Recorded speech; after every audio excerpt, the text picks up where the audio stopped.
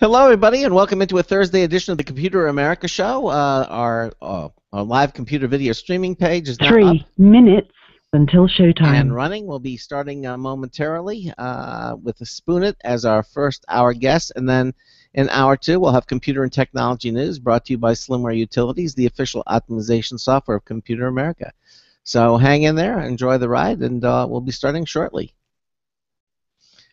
Okay. I'm going into the chat room.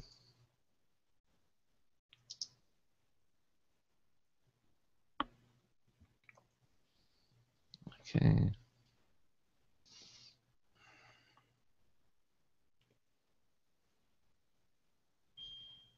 Hmm.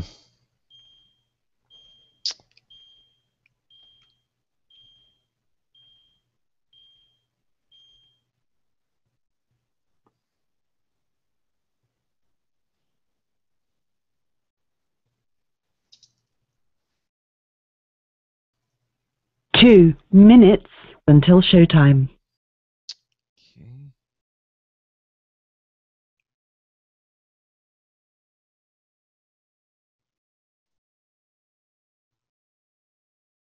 Okay.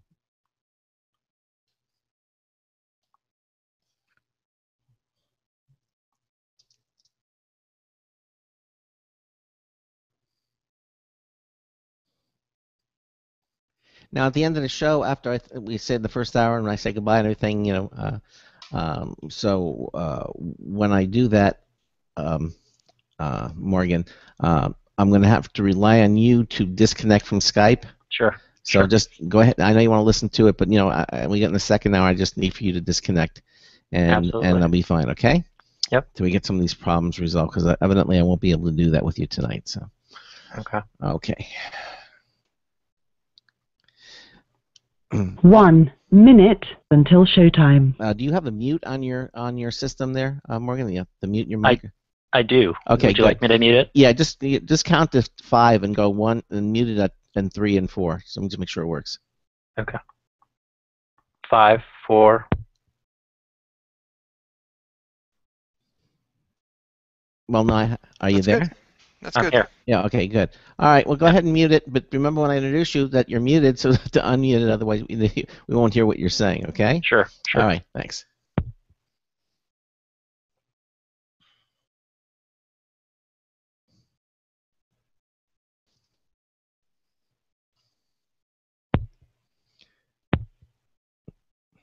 Now, your switch is very noisy, Morgan. So when you flip it on and off, I'm hearing thump thump. So you might just leave it one way or the other. Okay. Okay. Yep. Your show will go live in 5 seconds. 4, There we 3, 2, 1. Broadcasting live, it's America's longest-running national radio talk show on computers, Computer America, hosted by national columnist Craig Crossman. Look for Craig's weekly column in your favorite newspaper. This show is being beamed nationwide at ComputerAmerica.com. Keep it here for technology news, computer products, guest interviews, and your phone calls. You're listening to Computer America. Hello and welcome into the Computer America Show. It's the nation's longest-running, nationally syndicated radio talk show on computers. Computer America is heard around the world and coast to coast. And I'm your host, Craig Crossman. And I'm your co-host, Ben. And Ben, welcome. Now, I would say it's Friday. It feels like a Friday, but it's not. It's a Thursday edition of the Computer America Show. But of course, tomorrow we have no live show, and so it's going to be, it's just going to be. We'll have a best of show tomorrow night. So Exactly. that's the way it's going to be. No live computer. I know. But we will have we'll have a show reminder winner of the week coming up in the next hour. No, not the next hour, but on Monday. Friday. Yeah, on Monday we'll announce it. We're going to pull the winner, and then if you get the weekly email newsletter, the show reminder, you'll know who you are, and then we'll announce the winner on Monday. Okay, so how that's going to go. Of course, in hour two, we're going to have computer and technology news brought to you by Slimware Utilities, the official optimization software of Computer America, and we will do all of that in hour two. And I know Ben is amassing news stories as we speak. Now, of course, now you can call us if you'd like, 347-884-8881. That's 347-884-8881. We'll get you on to get you through. Email is live, L-I-V-E, at computeramerica.com. Okay? You can also join us in our live interactive add-on chat room. Right from our homepage at computeramerica.com, you'll see a button that just says chat room/live video. Just click it, and you'll go there. What you'll do is it'll ask you for a username, which is the name you'll be known by when you go in there. You click the sign-in button, and your Java-enabled browser on a Windows machine, Mac, Linux, they all work. Will move you into the Computer America chat room. Great. Also, you can enjoy our live video streaming page, which shares the same page as our chat room. And the live Computer America video streaming page is brought to you by Other World Computing. Quality products, expert support since 1988, now celebrating the 25th anniversary. Look, if you want to get some great deals for products for your Macintosh, be it computer memory, if you're looking for hard disk drives, by the way, the computer memory will work for legacy Macs all the way back to 1998. Or portable battery replacements for your laptops. They have it all at Otherworld Computing. And anything you order that's over $49, you get free ground shipping. And that means about to 80% of the country, that's about 2 days. You can check out their new Auraline solid-state drives. They got a 120-gigabyte drive for $95. You can get the $20 external case if you want to. They've got some really terrific things there. Also, if you go to their accessories tab at the Otherworld Computing website at maxsales.com, you can see it's part of their new updated website. They're updating it like a tab at a time, I guess. But you can see it. And of course, if you have a PlayStation 4, you want to upgrade the memory, they have some terrific bargains there at Otherworld. Then they not only have the hard drive, they have the entire kit there for you. So you can go to you can see all the different things. They have 2 different drives. They have for the PlayStation 4, for example, they have a 1 terabyte drive, and they also have a 1.5 terabyte drive. The 1 terabyte drive, they give you, and the 5, they give you not only the drive, but they give you the flash memory stick. They give you even give you the screwdriver so you can put it in and take it out. $115, and the 1 terabyte drive is actually a hybrid drive. So it's part magnetic drive and also a solid state drive built into it, so it's extremely fast. Makes your PlayStation 4 blaze along. Again, you can see it all at Otherworld Computing at www.macsales.com. Check it out. You'll be happy that you did. Okay. All right. So Ben, we got a good show for tonight. Anything you want to mention before we get started? I know it was a little harried here tonight because we've had a couple of power failures, and my uninterruptible power supply basically has given up the ghost. I don't know why, but it's done it. So I'm going to have to overreach I guess it ran out of power. It did. Yeah. I mean, my computer, I guess just because of the bad restart it had, just from being shut off with the power a couple times, it actually wouldn't turn on for about an hour or so.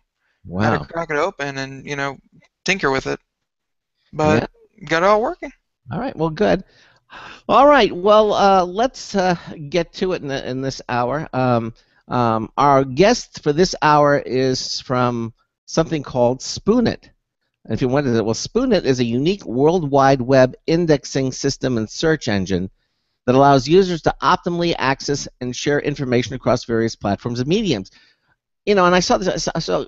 So you're saying to yourself, I know what you're thinking. How is this different from Google or Bing or Yahoo or any of the myriad brands of search engines out there?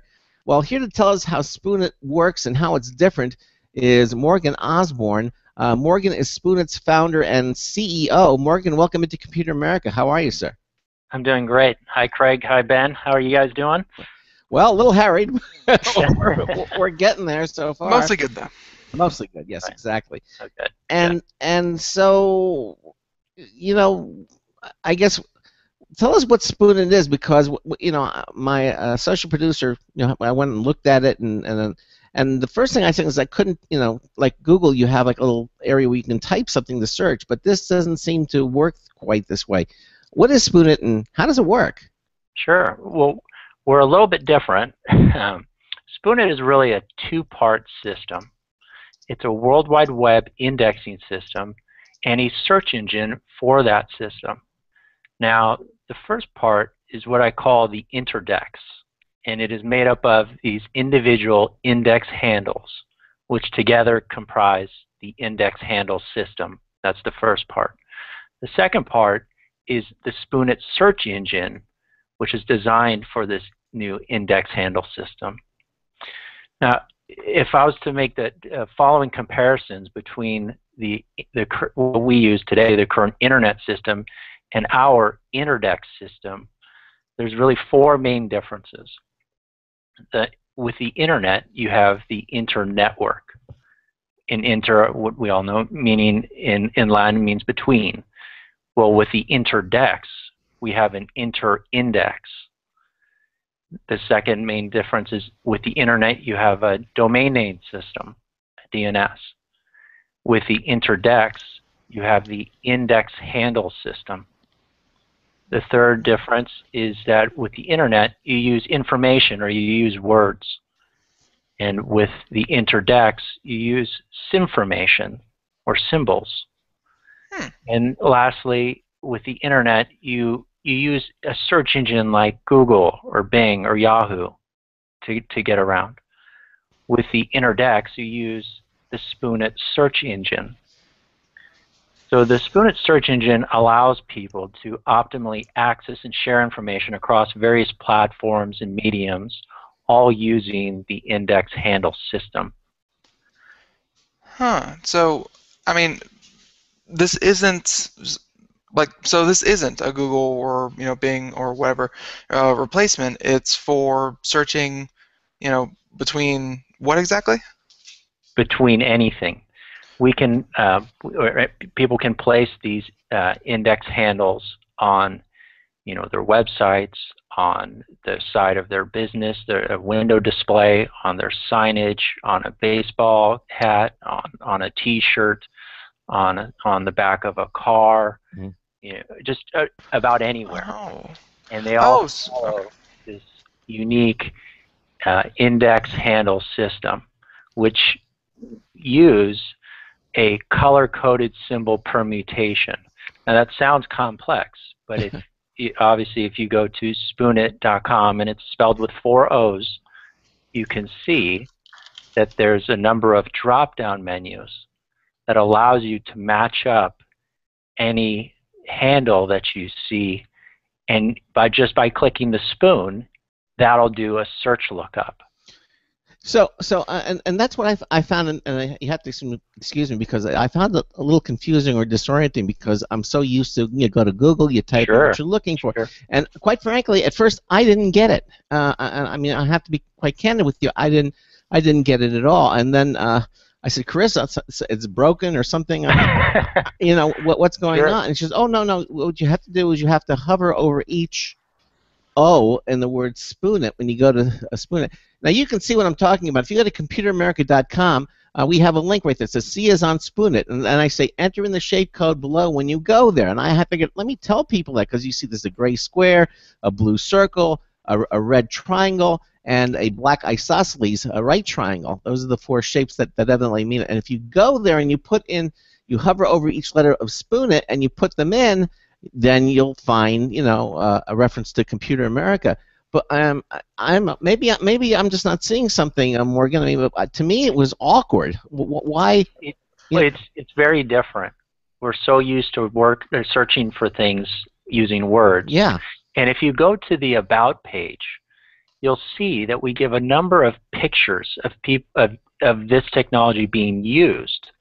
For example, on a for sale sign for a house, you'll see that there's an example index handle right on the sign. I see it.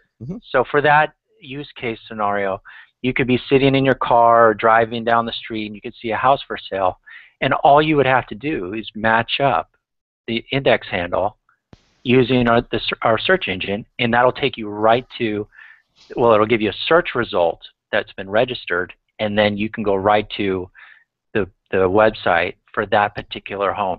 And it all takes just a couple seconds. So we allow people to access information immediately, just in a couple seconds by matching up the symbols. Right, and they're And real quick, just my gut reaction to this is it's kind of like a QR code, but one that even humans can understand. It's just basic shapes and colors, whereas a QR code, it's same thing, but humans can't decipher those.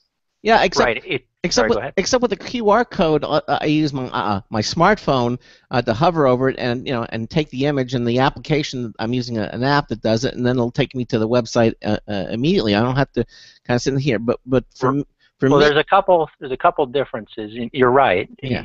But you can't always scan something. So let's say you're looking at a billboard ad, yeah, and they had an index handle. You could just match it up. Or for example, the for sale sign. If you had a QR code, you would have to get out of your car, walk up to the sign, and scan it. mm-hmm. With this, you can easily just match it up, or you can write yourself a quick note, just drawing out the symbols and putting in just initial and shorthand what the colors were. Now, well, it's more than the colors; it's colors and the shapes, because you can have a green circle and a yellow circle and a blue Correct. circle and a red circle. So it's a combination of the geometric shape and the color of that geometric shape. And you don't have an app that just looks at those things, those colors, and plugs it in. You actually have to physically put it in. In other words, you have to go to the Spoooon Website. Correct. Whether with your smartphone, or as you say, you get back to your home if you're interested, and then you can put those, and you can but you have to write it down. You have to take a picture of it or something so you can remember what it is and color it. So in the future, we'll definitely be working with visual recognition, mm-hmm. and also we're in the process of coming out with a mobile app. But our site is fully configured for mobile browsing, so they can easily just go to the site and match it up and get there. All right. Well, but we have a guide. Mm-hmm. I don't know if you want to take a look at the guide. Well, yeah, and we'll get to that. Sure. I just want people to understand that to me, and to me it wasn't intuitive. I didn't know what it was or how I needed to do it. I mean, when I went to Spoooon, I went over to the website, and I was looking for, when I went to the search page, and I would move my mouse pointer over each one of the 4 O's, and I would see all of these geometric shapes pop up. But I didn't make the mental connection that I had to put those in. Now, of course, I didn't know what I know Computer America's in there, but I didn't know that Computer America was accessible by the 4 codes. It took a little adjustment for me to get it done. So I guess what I'm trying to say or ask you is, do you think that is that just something that I experienced, and I'm sort of out of it and I didn't quite understand it, or is this something that you perceive as a problem, that people might not quote unquote get it, at least unless somebody actually shows them? Otherwise, they'll go by, they'll say, well, what were those little color shapes, or they'll just think it's like a decoration. It doesn't look like anything. Sure. Well, I don't think it's a problem at all, and I'll give you a specific example why. Mm-hmm. If somebody gave you an @ sign and your name, right? Mm-hmm. You know that is what? A Twitter handle, right? Mm-hmm. Now, before Twitter ever came about, if we went back in time, mm-hmm. and somebody then gave you an @ sign and a name, you would have absolutely no idea what to do with that. Mm-hmm. But because it's now common knowledge, you now understand how to use that, Twitter handle. So since we're a very young company, we just started, this is a type of technology that once it's adopted and once it becomes common knowledge, it's something that's very easily understood. I think I got to side with our guest on this one. I mean, the whole hashtag @ thing, with the whole, Twitter, all the little things you can do with Twitter, I didn't understand, and didn't even understand until 3 or 4 years after the fact. But I mean, once it does become, once it does catch on and people start using it, it's just second nature. And being simple shapes and simple colors, I mean, it's not something you've never heard of before. So, I mean, it's definitely going to take an adjustment, and I'm sure any of our listeners that go check it out, they're going to. I mean, one of the I think one of the things that I see with it though is, you can go to all these other search engines or what have you, and you can search for, something generic. Sure. Is there any way for, to use Spoon It and search for other things, or do you just have to have, the 4-symbol code for it? Well, right now we're just built out for the index handles. Okay. But as we go forward, I have to again make the distinction between a word-based searching versus an index handle-based searching. So in the future, if we continue down this road using an internet that's indexed using words, we're going to continue to run into more and more problems. I mean, just look at how many extensions for domain names there are. I mean, it's becoming almost impossible to find a simple domain that's at a reasonable price. So we built a system that's going to last what we think for tens to hundreds to maybe even thousands of years, where this system doesn't immediately replace the word-based system, domain names, but right now it can be used together with it, and possibly in the future it may actually replace it. Well, it certainly takes care of a language barrier.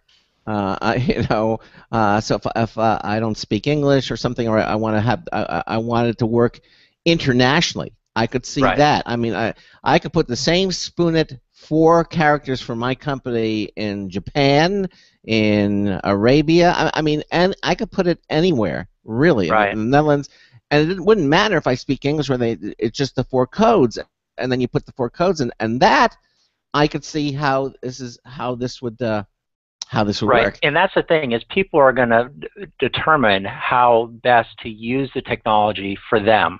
So, for example, if you own a restaurant or you own a cafe, you're going to want to put it right on the window display, so that if somebody's walking down the street, they can easily. Or if you're driving down the street and you see a restaurant from afar and you want to find out how much their prices are or what's on their menu, you can easily match it up and be at their website and access that information. So, but you can't do that right now using a word-based system. You can, but not efficiently. You have to put in certain words, and then you have to put in where your location is, and then you might get lucky on the name of the business, but it's not efficient. So with our technology, you get the exact information that you're seeking. Exactly, and I understand. Okay, so let's get back to it. So do you have a mission or mission goal with this? I mean, what we have a goal, and it's to organize the world's information and optimize its accessibility and shareability. So with, for example, Google, they have a mission statement to organize the world's information. But we feel we can do it much better with our technology. How so? Again, right now, by being able to access specific information that you're trying to find, right, versus a word-based search where they give you a whole slew of different pieces of information. So they'll give you, you put in a couple words and you get a couple thousand results. And most people don't even go past the first or second page.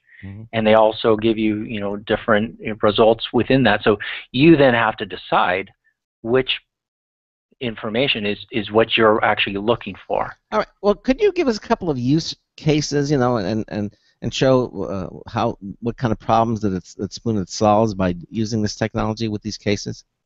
Sure. If you're again looking at our website, you can see on the About page. There's we see it being used with newspapers and media, so that people that are writing newspaper articles, they can put it at the top or bottom of that particular article. And so, for example, let's say you're reading something on your desktop computer, but you want to now immediately see that same information on your mobile phone. Well, currently you have to either type out the full HTTP address, or you would have to go and recreate your exact lookup on that website to get to where you were, right? With our technology, if they had a handle index for that news article, for example, you could be there in a couple seconds.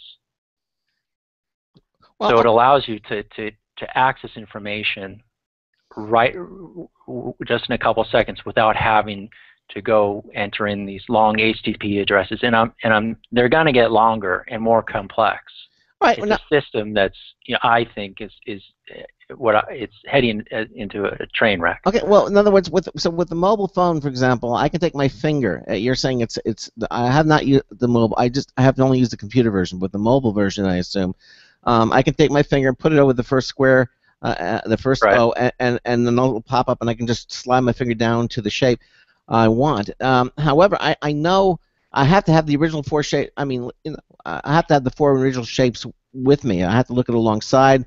Yeah, so correct. You have to yeah. have seen something where that index handle was on it. Yeah, and so.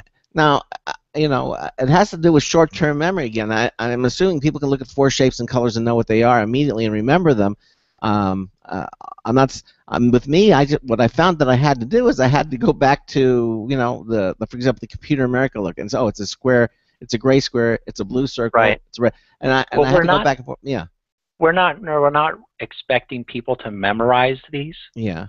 This is something that if you're, if people that register them, they put them on their businesses, or they put them on the tags of their shirts in their, in the back of the shirt, right? Or they can put them on all their merchandise, everything and anything. These index handles can go on. So you're looking at the thing while holding, let's say, the mobile phone, and then you can just see them, and so then you put them in at that point. Correct. And you just match it up. Yeah. Click the Spoooon. You get the search result, and then you can decide to go to that link, or you can just read what the description was. Okay. So because we're able to because these index handles are very small and concise, but at the same time they're easy to see and to match, you can put them on anything, and that allows you to access information on any object. Yeah. I guess. Ben is on your side, and that's fine. I'm taking the counterpoint. I'm still thinking it's a lot of. No, that's fine. A lot of work. It's very new. Yeah, it's very new. It's almost, I had one person. They said this is space age futuristic, and that's fine. But we have to have a system that can stand the test of time. Well, I think you have a system here that certainly can transcend all the different languages. That's something that I can. That was the first thing that became apparent to me, and I said, well, okay, if I'm in a foreign country and I can't read, but I see these little color codes, okay, well then that's something I can relate to. So I could pull out my smartphone and put in the four codes and match it up. The only problem with that I can say is that if I go to the website, well, that website might be in a foreign language, or the description might be in a foreign language to me. It might come up in all Japanese. I'm not sure. I certainly can get there, but that once I'm there, I don't know about the language problem. Well, it's never going to be perfect, and you have to, remember, if we're traveling to a foreign country, you're going to probably expect for everything to be in a foreign language. Yeah. So this is true. Yeah. But I'm just saying it would seem a natural answer or a key to at least get in the door. If you're looking at something in the foreign language, right. I see that symbol. I go, okay. Another use case is, for example, on TV commercials.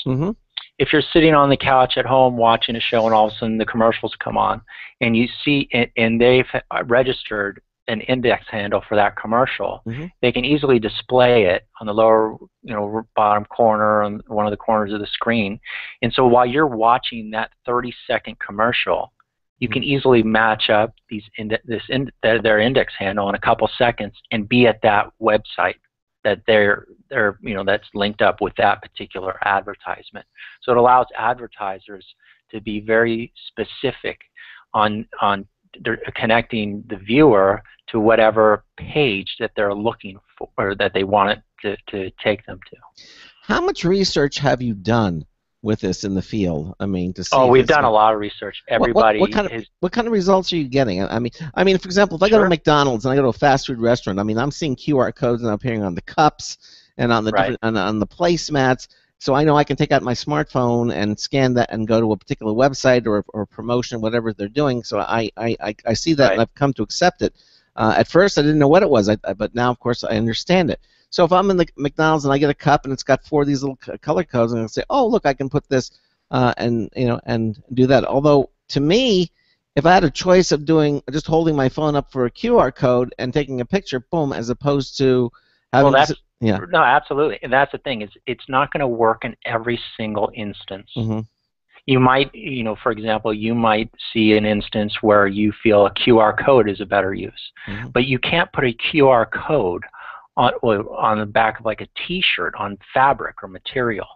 Or, again, if something's at a distance, a billboard ad, you can't scan that. You need something that can work from a distance. Yes, I agree with you there. That makes sense. Although I've seen QR codes on T-shirts, but you have to run up to the person and scan their T-shirt. So that right. And then right. and they might, hey, getting a little fresh, you're in my personal space, step back. Right. But of course, if you're wearing a shirt with a QR code, I think you're going to expect people walking up to you and scan you. But right. Well, that's the thing, is there's different uses where it works best, but we think it's a system that over the long term won't run into the problems that a domain name system using words is running into today. I mean, I just went and did a search for some domain name, and you try to get a good one, and they're asking $20,000. I mean, it's a system that's broken. I think it's going to continue to get worse, and it's really error prone. When you're trying to type in certain addresses, you have to remember, was that a .net, a .com, a .cc, a .guru? I mean, it goes on and on and on. But And with that our is, system, we're very concise and to the point. yeah, and I mean, you're right with that system. They started selling. I got a few emails concerning that they're going to start selling .xyz. They're opening up new .coms, new domains all the time to solve the problem that a lot of the words are already taken, and especially if someone really likes their wording of one of their addresses, they're going to take that one on all of the domains. So they're going to take they're going to take the .com and the .net and the .org and the .xyz, what have you. But I mean, and now it sounds like a break's coming up. But yeah, when we get back, I'll tell you how many domain names are currently registered. All right, and we'll do that. Morgan Osborne is our guest. He is with the Spoooon It. We're at the bottom of the hour. We're taking a commercial break. This is the Computer America Show on the Blog Talk Radio Network, on the Boost Radio Network, on the IRN Radio Network. We'll be right back.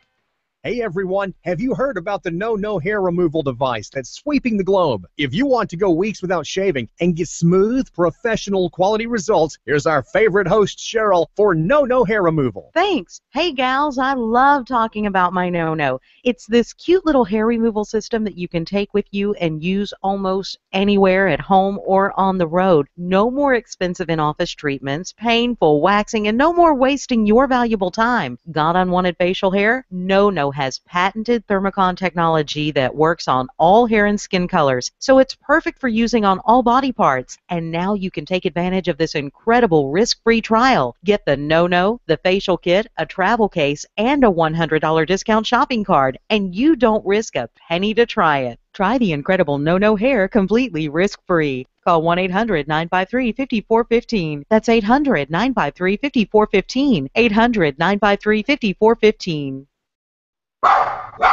Looking for a best friend? Brother Wolf Animal Rescue has your best friend waiting just for you. The mission is to protect and enhance the lives of companion animals and the people who love them. Their no-kill rescue shelter is open year-round, making it easy for people to adopt their best new friend. This year, Brother Wolf will find homes for over 2,400 orphan dogs, puppies, cats, and kittens. All have ended up as an orphan through no fault of their own. Brother Wolf has created a safe, nurturing environment where these special animals can heal emotionally and physically until they find a lifelong home. Their life-saving transport program brings dogs and puppies from overcrowded shelters in the south to rescues in the north where homes are easier to find. Brother Wolf Animal Rescue is a 501c3 organization. To learn more about their life-saving work and to make a donation, visit their website at www.bwar.org.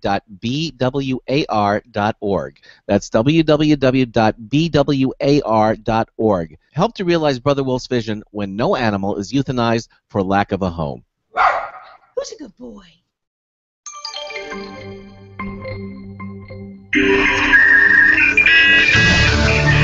Hi, this is Marty Winston for Computer America with a news tips bulletin review of Maptitude. Sometimes a product turns out to be more useful than you could easily derive from the way it's presented, and such was the case with Maptitude. This is a GIS-based, Geographic Information-based map authoring application that can feed on open sources like census data or custom sources like many of the things you keep in spreadsheets, layering it all together any way you tell it to. You specify a lot about the map it will present, the size, the scale, lots more. The most impressive part is the wealth of alternatives you have for the look and feel of its output. It lets you add satellite imagery from online sources, adjust the transparency of layers, and customize just about every attribute of everything shown. In short, it makes maps a natural and graphical part of storytelling for just about any point you want to make that involves a place or many places, or the distribution of things across regions. It also makes it easier for you to visualize in a more visceral fashion the implications embedded in the data it portrays on the map. If this software could ever escape the concept that it's only for special erudite applications, it could be of tremendous value to a very broad spectrum of end users. Bottom line, Maptitude software can be a powerful ally in making your points. This is Marty Winston at the News Tips Bulletin for Computer America. Welcome back to the Computer America Show. We have Morgan Osborne here from Spoooon with us, and right before the break, we were starting to talk about, just how many domains there are, for the internet, because it seems like everyone has a .com, .org, what have you, and it's growing every day, and how many there are, and Morgan, you kind of gave off the vibe that you had almost an exact number of how many registered domains there are. I do actually. I read an article a couple of weeks ago, and VeriSign, according to VeriSign, there were 271 million domain names as of the end of the fourth quarter in 2013. Wow. And that's for the internet.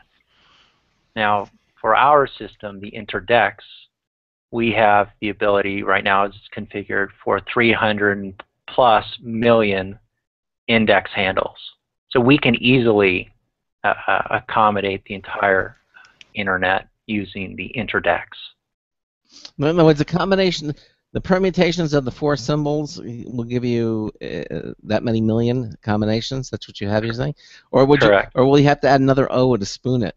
I don't think we'd need to do that, because all we'd have to do is just add a couple extra unique symbols, and we'll be up in the tens of billions.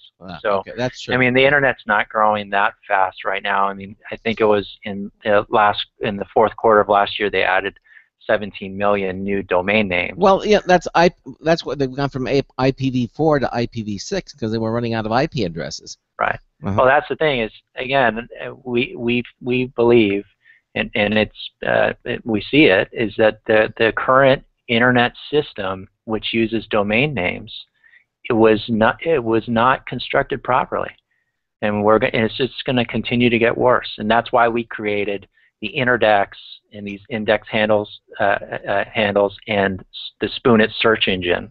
Mm-hmm. All right. So you're up and running, and this the site went live about how long ago? Oh gosh, only was it the middle of April? Okay. So just towards the end of April, I think it was, and so it's really June that we've been, or May and June that we've been up and running. And obviously you got to get the word spread. I mean, out about this. I'm not going to ask you for numbers. I don't have people have signed up for it yet. I won't do that. But unless you want to tell us. But the thing is, where Are you seeing any kind of resistance, or are people, slowly embracing it? We're seeing a mix of both. Some people get it right away because they're real tech savvy, and then they and they see where the internet is going right now with the domain name system, so they get it right away.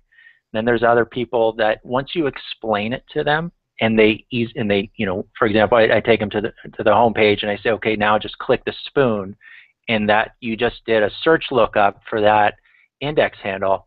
And once they get that concept that they can change the symbols and do different lookups, and then they see the use cases that we show, like on the About page.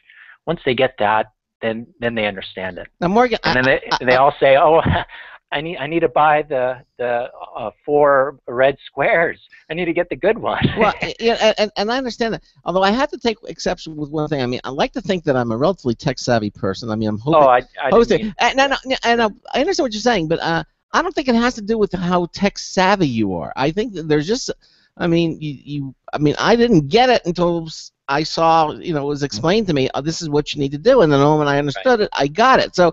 Right. I think you can be a technically proficient. I don't think that's the limitation. I think it's something else. You're right. I that was incorrect to apply it to just people, in that way. Yeah. You're correct. Yeah. So does Spoooon own all the 4 same character addresses? Right now, we've registered. We've set it up that way. Yes. Okay. But those are for sale, of course. Okay. Okay. And now you're starting to get into a custom handle. And those start at $50 and they go up, and the really rare ones can get up there. So you can get our prices start off at $14.99.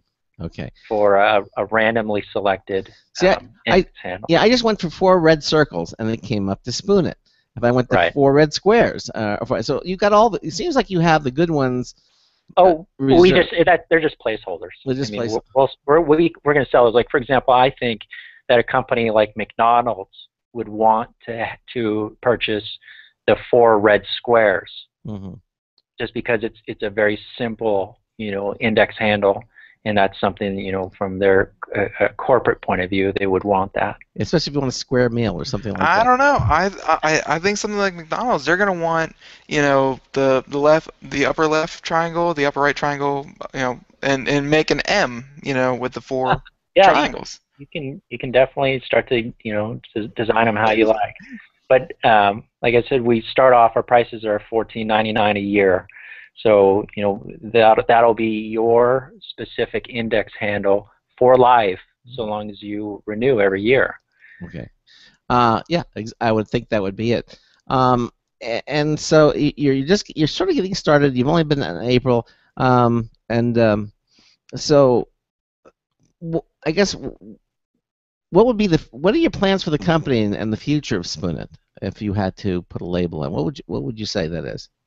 Well, we have 3 main objectives for over the short term. The first is rapidly grow through new registrations.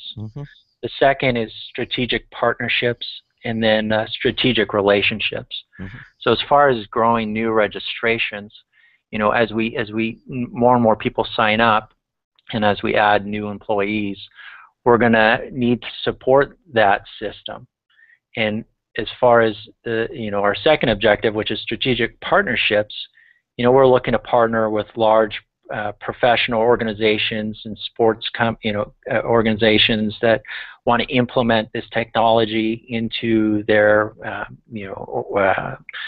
organization or their games and events. But we're also looking at specific or strategic relationships with larger organizations. We have plans to have the technology built into the actual browser, so that right now where you put your domain name, we'll have our own little section that allows you to pick your index handle. So if anybody knows Larry Page from Google, or Tim Cook from Apple, or Satya Nadella from Microsoft, it'd be great to talk to them about this. I would think that Apple would want 4 Apple little apples, you know. Yeah, we tried. You know, the thing is we tried to stay away from, you know, doing things that, you know, like rainbows and apples and, you know, unicorns and, you know, and moons and all that. Just because you have to understand that people are looking at these things and they need something they can easily match up, and that is great at looking at from a distance, but that the mind can easily match up when they're doing a search lookup. All right, so how should someone sign up for Spoon-It? I mean, they just go to the website and do it, or how? Correct. With all they have to do is just go to spoonit.com, and it's spelled with 4 O's, and click the register link. In there, they can fill out all the information, and you'll see on that registration page, you're creating your search result while you're doing the registration. But since it's, you know, 4th of July weekend, I want to do something special. We'll offer a $10 refund on any purchase. So a $14.99 purchase, a new registration, we'll offer a $10 refund for any new registration up until midnight on Sunday at 12 until midnight, until that deadline. So if anybody that wants to try it and give it a go for a year, you know, they're really only paying $4.99, so $5. Well, if you're making this appeal to people, is that how you plan to? Oh, like it's only for the 4th of July weekend, but how else can people spread the word about Spoon-It? Well, the best way to really spread the word is to get one of their own handles and put it on their website, because we give immediate access to their index handle in electronic format using our Reverse It page. And so by doing that, they can put it on their website, use it in social media, they can put it on pictures if they send out stuff. But that's really kind of the first step. Now from there, they can decide how else to implement the technology for their business or their activities. So for example, again, if it's, you know, a restaurant, they can put it on their window signage. Or if it's a product company, they can put it on the back of their packaging or on their bottles, or, you know, kind of how. So it really, everybody's going to find which way up is best for them. Now, if you go to our website at computeramerica.com, we said we'd go ahead and put it up there. If you go to our homepage right now, you can see us on Spoon-It, and we have the Spoon-It logo, and you'll see the 4 shapes that we have, which is the gray square, the blue circle, the red triangle, and the black right triangle. I feel like I'm doing There's actually, we give a guide on how to call it out. So for example, Computer America's index handle, the proper way, is gray square, blue circle, red triangle up, black lower right angle triangle. You know, and that's on the guide page you can get there going to the About page. Well, yeah, you know, I started reading on it. I feel like doing a Lucky Stars commercial. But, you know, but it's very much a visual thing. It is, yeah. Now, when I go to the Reverse It, I put in computeramerica.com, and then you click the thing, and it comes up, and it shows me the 4 patterns that is Computer America as far as Spoon is concerned.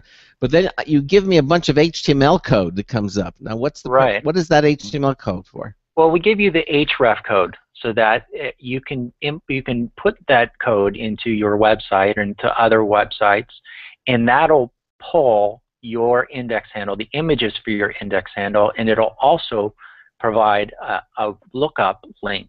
So once that's, you know, on a website, that's your Spoon-It handle, and wherever it's put, somebody can click it, and it'll do a lookup using the Spoon-It search engine and take you to that correct, wherever that handle was registered. But at the same time, what's really nice about our system is you don't have to just click it to find out where it goes. And that's what you normally have to do with HTTP links, is you have to click it to find out where it goes. Or you have to look it up using a word search-based engine.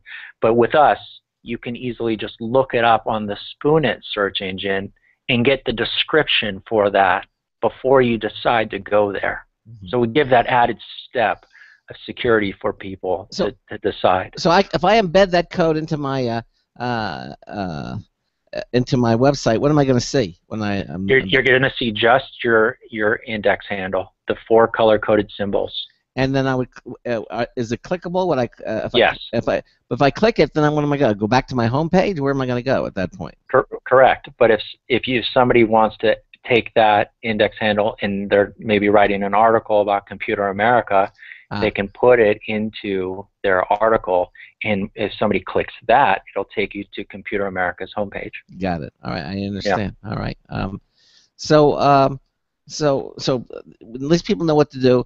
Now, when people sign up for Spoooon, you've given this tool about over the weekend, the 4th of July weekend, they get a special $10 discount. So, is your vision and desire of the future, you think, is starting to move, and that is starting to come to fruition now that Spoon's been online for the short time it is? Well, it's not. I don't think it's going to happen in a day or a week or a couple weeks. It's going to take some time, and we're fine with that. You know, it might just all of a sudden blow up in a month, and everybody's using it, and hundreds of millions of people are using the system, and we would love for that to happen, and we're going to work hard for that. But the vision is really, it's 2 things. One is, first, we see a world where information is easily accessible, but it's not in your face all the time. So it's not like people are putting ads in your face or have to have giant, domain names, across everything. We see the index handles being placed wherever they want to be placed, and that allows people to go through the day and look up that information when they so desire, without some big, advertisement being, always in their face. The second thing is privacy. Now, we didn't create the system because of privacy, but as a result of our system, you become more private when you're searching for information. So right now, when you're doing word searches, they're building a history and a profile on you. With us, we don't track anything. So if you see an index handle and you want to learn about that object or place, you can look it up and decide to go there, and nobody knew what you were looking for, how you thought about things, or what kind of words you associated things with. So nobody's building this profile about you.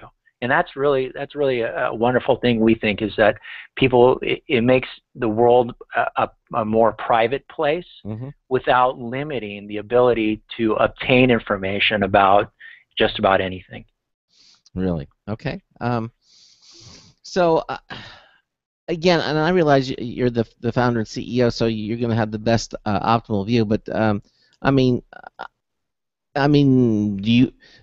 Given the track record so far, and I realize you just kind of started up, I mean, how long do you think, in your opinion, do you think it's going to be before people really start to recognize the Spoooon icons? And well, iconic? I don't want to give away what we're working on right now, but we're talking to some pretty large organizations. So you never know. You might just be watching TV and you'll see it, and maybe the announcer will explain what it is, and then immediately millions of people will have been, will understand the concept and then use it. And again, it becomes common knowledge. And once it becomes common knowledge, people understand the system, they understand how it works, and we get past maybe some of the hurdles that we're talking about today. Yeah, no, exactly. I think so. Well, I think you have your job cut out for you. I really do. I think that I think once people get it, that's great. But you've got to. I think that's the as I see it. As a journalist and as a commentator, I think what I'd like to do is maybe come back in a year and then maybe we can talk about it again. No, we'd love that. I would absolutely love to do that. I think that's a great idea, Morgan. I think you should come back. Maybe not in a year, maybe in 6 months from now, and just see how things are coming along, and then after that another 6 months, just to see how it's progressing. Sure. Because I don't know. I'm not a Greg, you skeptic. sound so optimistic about this. It's I'm not a skeptic. No, I'm not a skeptic by heart. I do, and I see things that that's going to work. My initial reaction is this may work. But you've got. I think your biggest challenge, Morgan, here is getting people to understand, what it is, and when they see those, and have it become iconic. Really, those four symbols that they say, oh, they're going to know that's a Spoooon, and that's there's information to be had there. And it was the same problem with the QR code people. I mean, at first they had this little squiggly square thing. What the heck is that? I don't know what that is. Right. And it took some time. Have you ever talked to the QR code people and found out? No, actually, their system is kind of an open system where we're, our technology is patent pending. So we're really the only ones that, that can really do this going forward. But obviously, we're only patent pending. Yeah. So well, I would think you get some insight from talking with people who in the QR code. I mean, I realize it's an open system. There must be some people say, how long would it take for people to recognize QR codes for what they are? I think it's actually, it might be worth it to talk to them, but I think it's really more of kind of any new technology. When any new company starts, it's really just a matter of getting it out there, and once people touch it and feel it and use it and they understand it, then again, it becomes one of those things where it's common knowledge. I mean, I remember way back when email addresses first came out, and you had to remember, we got to put in the @ in the middle, and so that was something, again, that in the beginning people didn't understand. Once they got it, it became common knowledge. And the hashtag, Yeah. What is that? What's the hashtag? Well, it took time for people to understand. So much so that on the Tonight Show, was it Jimmy Fallon who did or hashtag this, hashtag that? Right. So we're, and as the internet gets worse and worse, from a domain name point of view, we see that only as helping us more and more. So, well, listen, I wish you the best of luck with this. I really do. And thank you. And again, it's Spoonit, SPOOONIT, one word.com. And go to computeramerica.com. You go to now you can go two things. We have it right now up on our homepage, so you can see it and go there. But also you go to our show notes page under the archives pull-down menu, and you'll see today's date with July the 3rd, and you'll see the Spoonit, and we have a link to it there as well. That'll stay up forever. And we have that up so you can, in case you want to try it and see it for yourself. Right. And again, this weekend, up until midnight on Sunday Pacific time, we're offering that $10 refund to the $14.99 purchase, so people can try it for just a couple bucks. Okay, Morgan. Well, again, thank you so much for being here on Computer America. And again, best of luck to you. And let's get you back in about 6 months, and let's see what happens. Okay. Sounds good. Thanks, guys. Thank you. Take care. All right. Thank you. Bye bye. All right. Well, there you go. Spoonit. Spoonit.com. I don't know. Ben, you've been very stoic. What do you think? I'm kind of dancing around. I'm dancing around it, but I'm going, I don't know. I think I'm the person who thought Twitter was going to die within the year. I thought Twitter was going to crash and burn and people were going to forget about it. And I was like, if I stick my head in the sand long enough, I won't even have to learn about this. But, look at me and my great predictions. Twitter's stuck around and is, looks like it's going to hang around for a little bit longer at least. Yeah. So, I have learned to not write things off right off the bat. Hashtag stuff? Do you do that? I mean, you hashtags this? And no. Well, but I see it all the time, and I see it so often. I don't have to do it. It's just, it's happening. Would you use this if you saw a Spoonit code on a restaurant or something you saw? Would you pull out your smartphone and see what that is if you want to have more information? My first reaction to it was, how many combinations are there? I am not good at math, so the internet is a big place. How are they going to handle this? But they said he has like an extra 90 million combinations more than there are web pages. So I mean he has the space. It's now that I know about it, if I see it, I'd be like four basic symbols in basic colors. I automatically know what that is. That is now a Spoonit address. We can go check it out. You remember the And Q cat? You remember hmm? the Q cat? You remember the Q cat? QCat. The Q cat. Nope. It was a little piece of technology that was like a free barcode reader. They gave away millions of them, and then it failed miserably. It never took off. It just died. We had them on the show many years ago. But then again, Q codes doesn't require you to carry anything around. That was a scanner. Of course, you have your smartphone now. I showed that little demonstration with what was it that new iPhone app. Oh That yeah. We were at dinner. Craig pulled out his iPhone and he showed an app where all you do is take a picture of a bottle of wine, it's and called it pretty much pulls up a page for it. Yeah, Delectable. It's called Delectable. It's an iPhone app. I don't know if they have an Android version. And I just took a picture of the bottle of wine and it came up with all the information, how much it cost, where you could get it. I mean, it was specifically for wine, and all I had to do was look at the wine label, and it worked. So I know there are recognition products out there. We've had a number of them. I mean, if this does catch on, if Spoonit catches on, and I mean, more power to them. Simple symbols, easy, go for it. There are going to be people who will, as soon as it starts to catch on, there are going to be people who are going to make applications where you can take a picture of almost anything, and it'll hunt through the picture and it'll find those symbols and match it to a web address. Yeah. There's another product out there called CamFind. CamFind is a generic one. You can take a picture of anything, and it'll tell you what it is and where you can get it. I mean, anything. It's an amazing product, CamFind. We got some callers on the in queue waiting to talk to us. So we're going to hopefully ask them to stay on the line. We're just going to go to the top of the hour and then come back, and then we'll start taking phone calls because we can't take a call now because we're too long to break. But I would ask you, if you're calling us, I see there's Pound Jungle. There's a couple of people here. Stay on the line with us for another couple of minutes, and then we'll take your phone call. Okay? So just hang in there for a minute.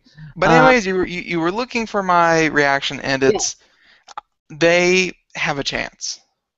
You do? Yes. You think this is because of your Twitter experience? You're saying this? Because of Twitter and QR codes. I mean, QR codes, I first saw them in magazines. Mm-hmm. So, that's where I first saw them, and I thought, those are cute, and, they have a place with the proper application. But, I mean, and then QR codes just, went everywhere.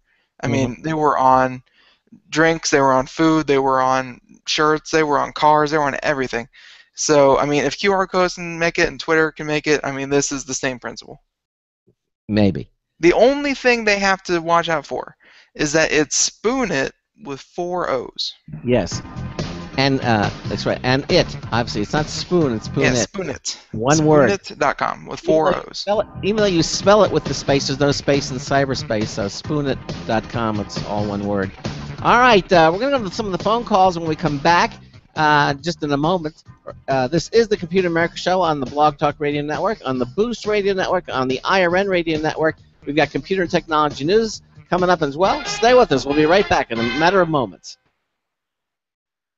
Broadcasting live. It's the only national radio talk show on computers to air every weeknight. Computer America. Hosted by national columnist Craig Crossman. The first hour's behind us, but there's still more of tech news, tech talk, and your phone calls. We're being beamed nationwide at ComputerAmerica.com. You got computer problems? Bring them on. You're listening to Computer America.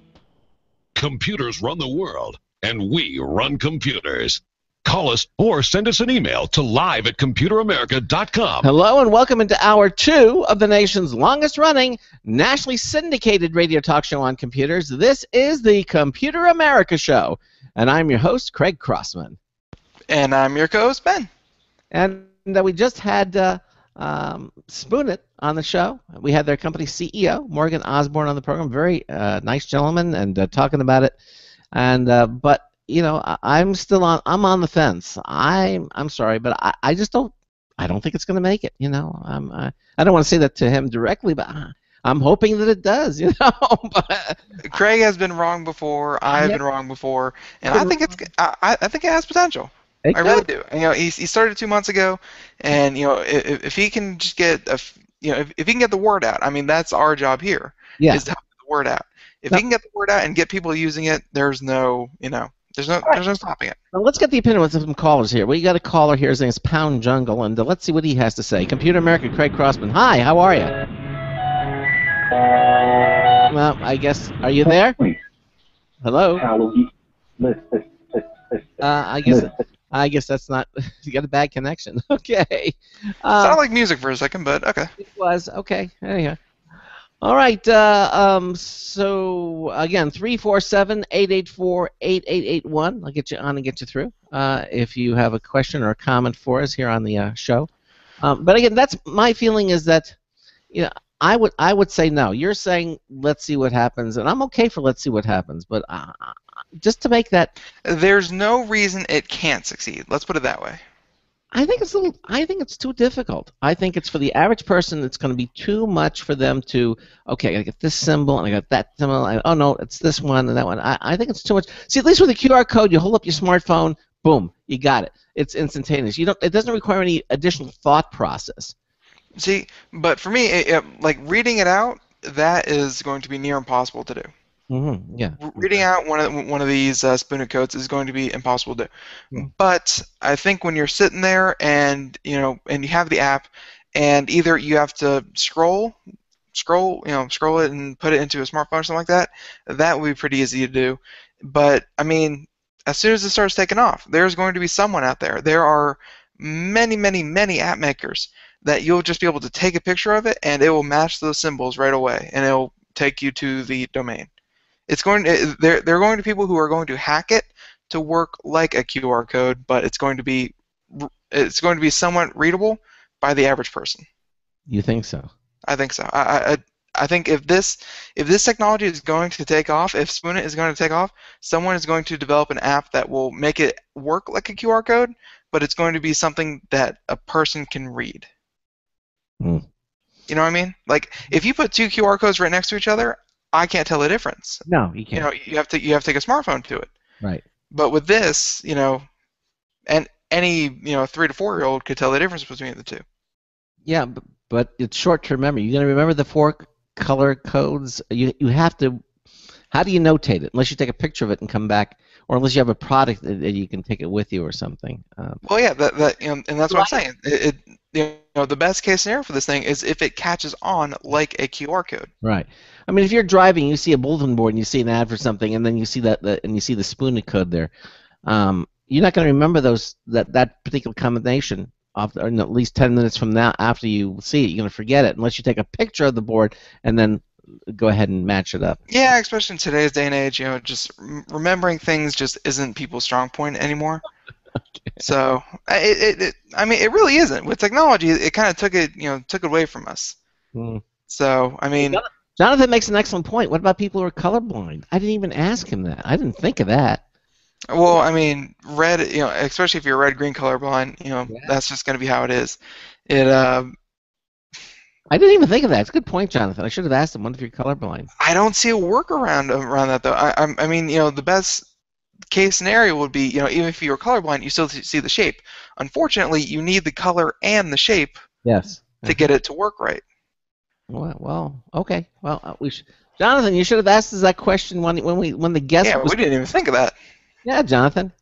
Maybe it just occurred to him just now. But it's a good question. Too bad. All right. Well, I think we'll do some computer news and get started. Okay? All right. All right.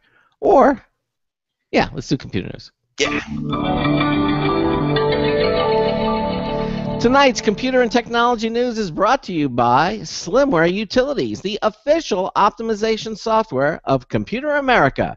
You can visit them at slimwareutilities.com to clean, speed up, and optimize your Windows system for free.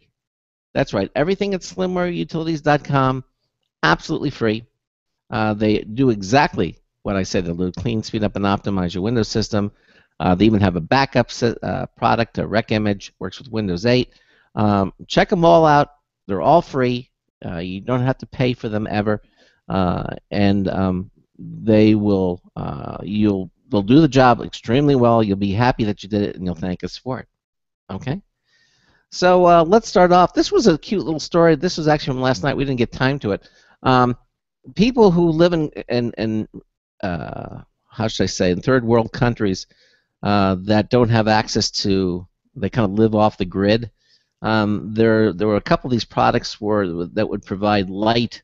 I'm trying to think of the little it was like a little glowing jar that you could have, and it was Lucy. I think it was called Lucy. Yeah.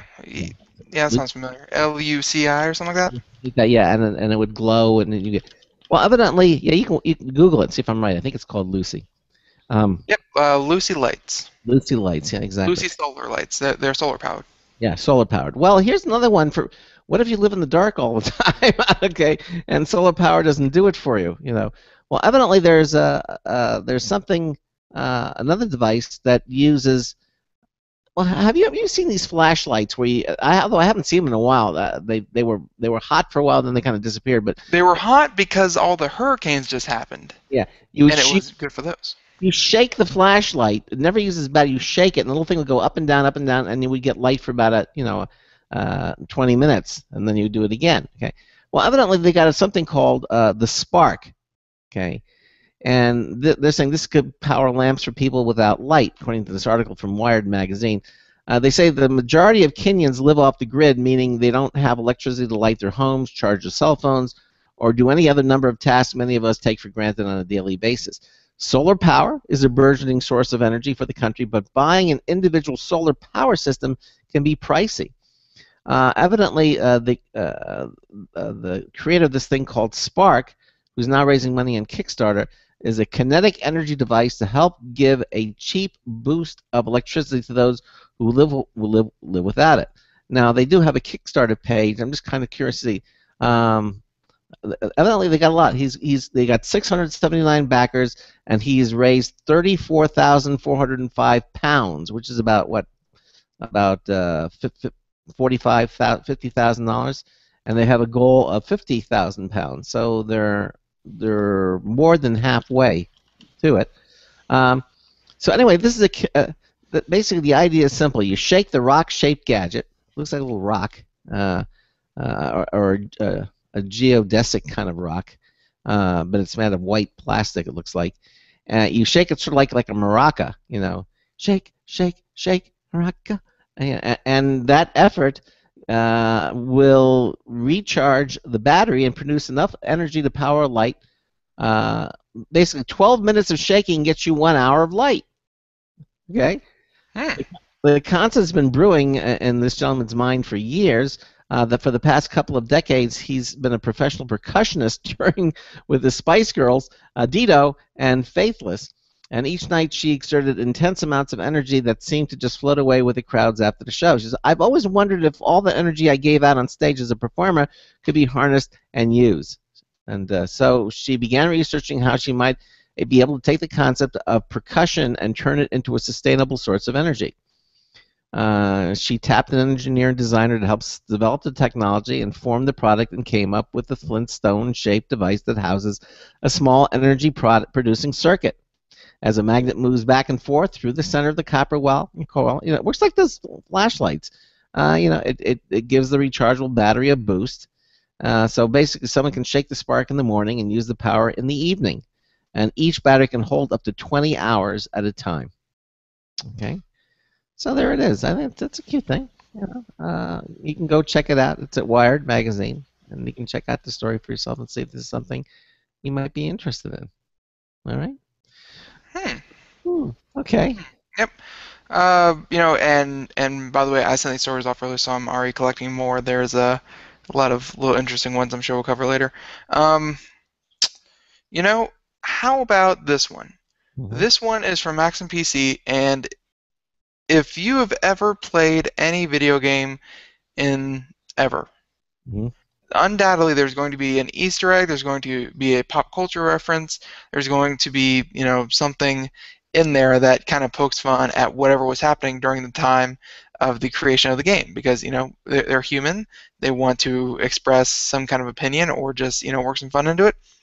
And, that usually happens at sometimes, popular people's expense. So, we have the story here, Paul Lilly, Maxim PC. Lindsay Lohan smacks Take-Two with lawsuit over character in Grand Theft Auto 5. So Lohan takes exception to a character in GTA 5 that bears her likeness. And the article, at only 28 years old, Lindsay Lohan has gone from that adorable child actress who starred in Disney's remake of The Parent Trap to an adult who's been in trouble with the law on more than one occasion. She had her share of legal issues, but this time she's the one suing. Lohan is taking Take-Two Interactive and subsidiary Rockstar Games to court over allegedly using her likeness for an in-game character in Grand Theft Auto 5. Have you seen the character? I have not.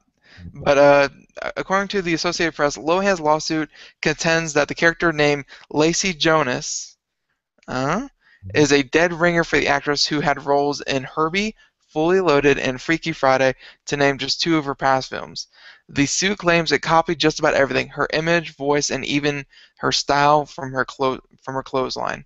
The game also featured the Hotel Chateau Marmont in West Hollywood, a place where Lohan lived during the summer in 2012, and was ultimately banned for allegedly running up an unpaid bill of $46,000.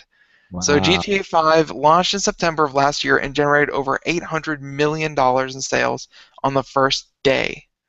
It will ship to PCs, Xbox One, and PlayStation 4 this fall.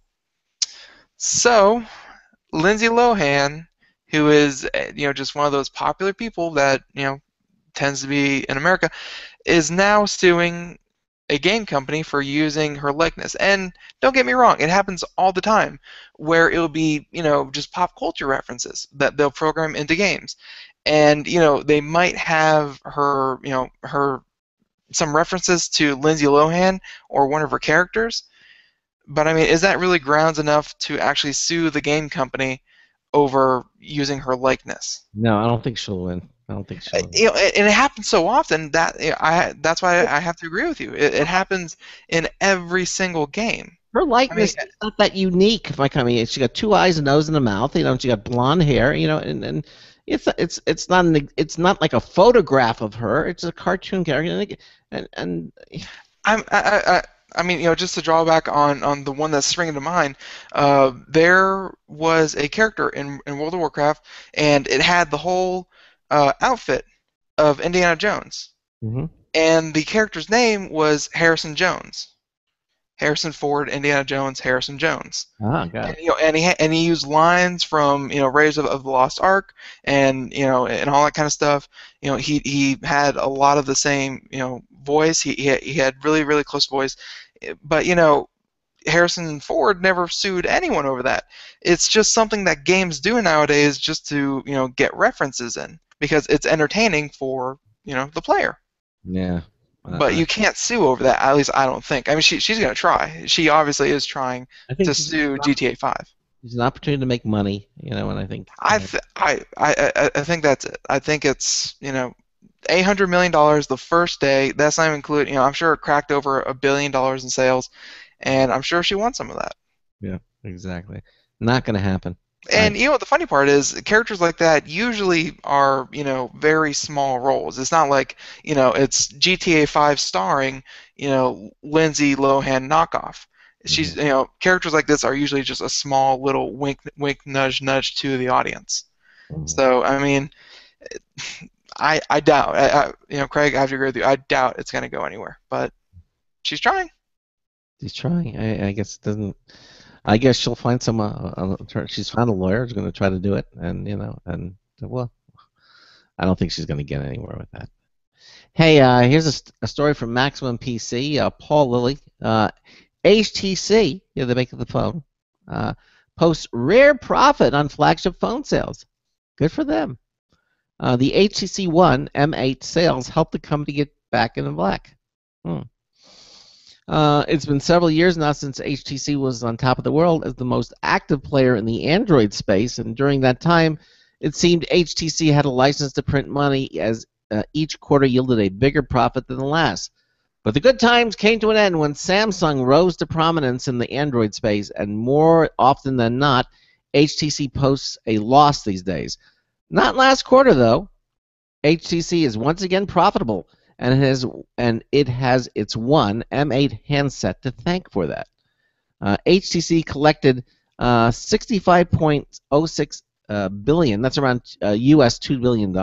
Okay, in revenue for its fiscal 2014 second quarter ended in June 30th this year. After paying the bills, HTC was left with a net profit after tax of around $75.6 million. The company announced today all that information. That's an 80% bump from the same quarter in 2013. Now, those figures are still far behind the likes of Samsung and Apple, although HTC has to be happy with getting out of the red. Okay? The company was banking on its One M8 handset to deliver solid financial results, which it did, even if only temporarily. HTC has little room for error, however, and must continue to launch smartphones that rival flagship handsets from its competitor.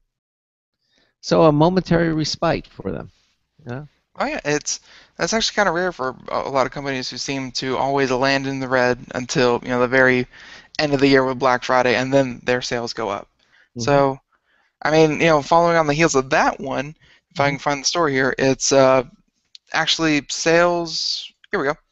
This one from Maxim PC. PC supply chain reportedly optimistic heading into the second half of 2014. Mhm. So, I mean, as you know, let's see. There's reason to believe that the PC demand will pick up in the next several months. And, Paul Lilly, again, we've heard the doom and gloom predictions time and again by market research firms, but more recently, there's a bit of optimism from several corners of the web. Research firms have thrown around the term rebound in regards to upcoming PC shipments, and evidently, players that make up parts of the PC's upstream supply chain are seeing things that are making them optimistic about the second half of the year. So, the PC industry is regaining momentum with Intel, AMD, and upstream components suppliers all making aggressive preparations for potential demand in the next 6 months. All players are expected both notebooks and desktop sales to rise. And for Intel, it's banking on enterprise desktop demand, while AMD is excited about several new processors such as high-end Volin, mainstream Kaveri, and an entry-level Kabini and Beema parts. AMD has also been talking with their first-tier PC like Lenovo about using its parts in gaming and enterprise systems. So going even beyond the next 6 months, a recently leaked roadmap shows Intel, that we talked about earlier, how they have new parts come out in the early half of 2015. So I mean, going off of phone sales going up, PCs, they're thinking they're going to go up too in the second half of the year. Well, yeah, and we've had Intel as our sponsor, and they came flat out and talked to us about that they're definitely behind the desktop PC, and they're going to continue to support it. They have high hopes for it, and it's going to continue to expand. And not that tablets and touch laptops are a fad, they're going to be here, but they will. And I agree with them. I don't think that they're ever going to replace the desktop PC. I think there's always going to be room for desktop PCs. I don't think so. You don't think so? I don't think so. Oh, okay. You take the opposite. Why? Well, I mean, first of all, don't deal in absolutes. Only Sith deal in absolutes. Okay. It's only true. a Sith Lord. The only Sith, did you say? Yeah, only Sith. Okay. Deal in absolutes.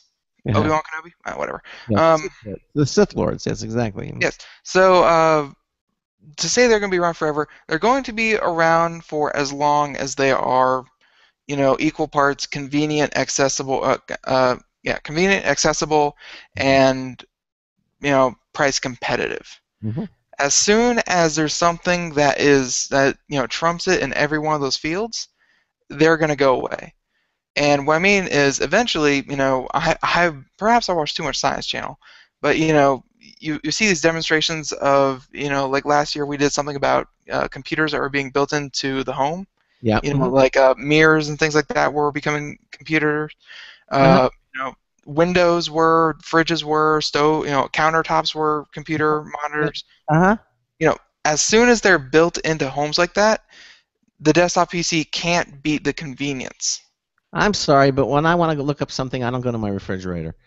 No, you would go to any wall in your house, you would sit down at any table in your house, and you would, just start going at it. You wouldn't have to go find your desktop. Yeah. I mean, Craig, again, we're talking future. We're not talking, oh yeah, next year they're going to come out with a freaking new table. It's not like that. I'm talking, future. To say they're always going to be around, that's not true. Well, I guess there's no way to prove that. We're gonna have to wait and see. But luckily, you have about 50 years, 80 years on me. So I'm gonna be around for a while. Well, I don't think you're gonna. I don't think you're gonna see it in your lifetime either. If it ever I happens. think I will. Well. I mean, self-driving cars, those are coming in, what, Well, yeah. Well, 4 years? Get back to me in 50 or 60 years and let me know. Well, yeah, I'll send you a tweet. I don't think you'll get it. Okay, don't send me a tweet. I don't get it. All right, that's right. You don't get those now. No, I don't get those. I don't do tweets. Do you do? You don't do tweets either. You do. You just do. No, we have a very, very lively fan, very dedicated, and we love him fan. Oh yes, absolutely. We do that here at Computer America. Yeah. Absolutely. Yes, but as for personal use, no. No, exactly. Did you look at that picture and that story? The guy's making little rabbit ears behind the other fellow. No, Okay. no, I didn't see that. Okay. All right. So now, this is according to Tech Hive. The vastly improved second-generation Oculus Rift virtual reality headset starts shipping to developers. Wow. Now, it's been just over 4 months since Oculus VR discontinued the original Rift development kit due to parts shortages, and just over 3 months since the company put its new and improved development kit 2 up for pre-order. The virtual reality headset drought ends today. Actually, yesterday it ended. Oculus confirmed yesterday morning that the first DK2, that's the developer kit 2, pre-orders are now shipping. They're slated to reach developers by the 14th of July, though if you ordered one, don't be surprised if it takes a bit longer to arrive. The company has sold 45,000 pre-orders since April, and I wouldn't bat an eye if it takes through August for them to fulfill that many orders. Why? Why can't they just make it the download? Why would it be? Why The would Oculus Rift? Yeah, no. The developer kit, not the actual hardware. No, the developer kit is the improved hardware. Okay, well then that's right. Yeah, the DK2 is an enormous improvement over the original DK1. It's interesting how it looks. It's I can't say it's less bulky. It looks about the same time, but this is the first time outside of trade shows that developers will get to work with an improved resolution, which already makes a stunning difference, according to the story. Gone is the screen door effect garnered by putting a low-resolution display so close to your eyes. It's gone, okay? Now, That's a pretty good term for it, because I would assume if you put a pretty low resolution on it, you'd get it like if you were looking through a screen door. Yeah. Well, the revamped headset also takes aim at the motion sickness some people experience when playing with the Rift. Beyond the improved resolution, the new model features a low persistence OLED screen to reduce judder, and motion blurring.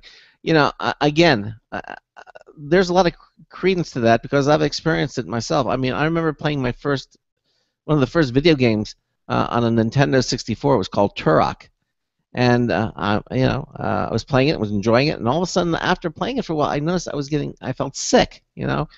I know what it was, and then I thought maybe it was something I ate or something, and it cleared up. And then I went back to playing Turok again, and wouldn't you know, it hit me again, and I realized that it was a motion sickness, and I don't get seasick, I don't get any of that. I've never had that.